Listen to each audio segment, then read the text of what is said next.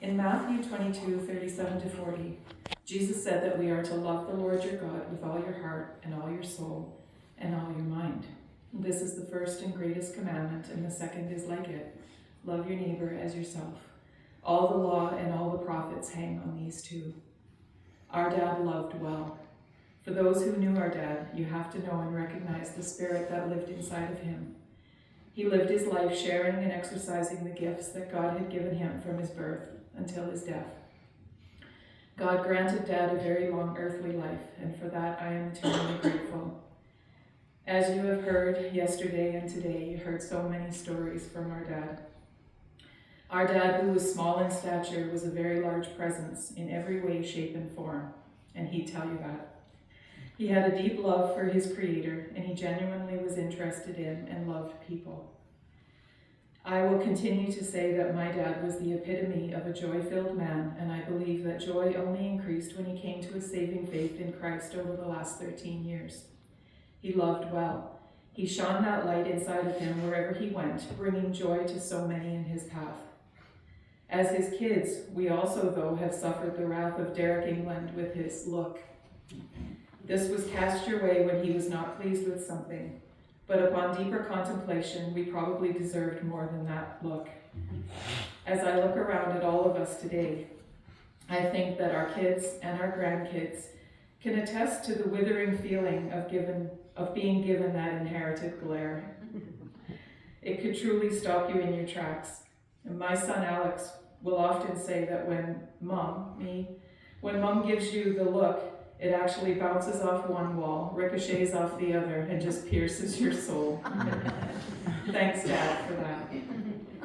My dad made the trek to Alberta numerous times over the years since my family moved out there in 1996, mostly for celebration occasions, graduations, weddings, and big events.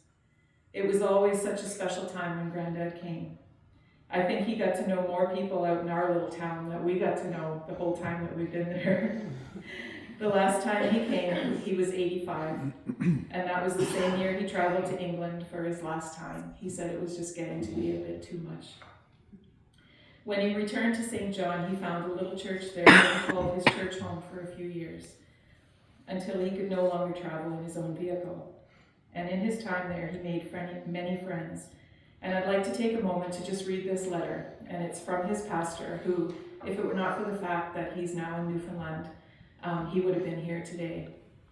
Dear Sylvia and the England family, I want to send my deepest condolence to all of Derek's family and extended family during this difficult time as you mourn the loss of a terrific man. I'm sure these past days are filled with mixed emotions and wonderful memories of Derek as you grieve and at the same time celebrate the life of a wonderful individual.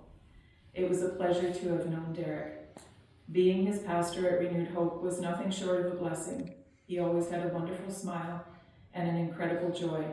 I can still see him now freely walking around the church as soon as the service started. He would go around shaking hands and worshiping the Lord without reservation.